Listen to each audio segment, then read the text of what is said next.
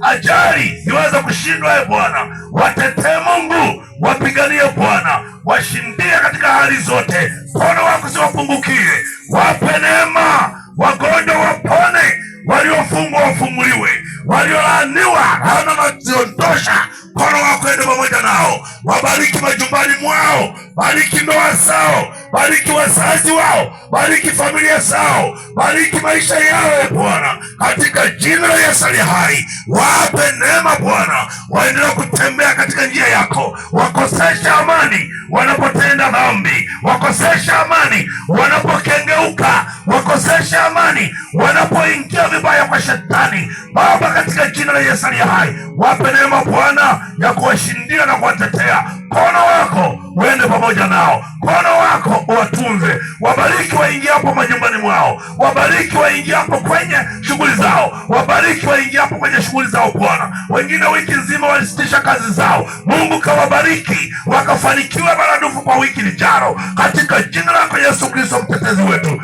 Narudisha sifa, heshima na utukufu kwako Mungu. Wote tuseme amen. Amen.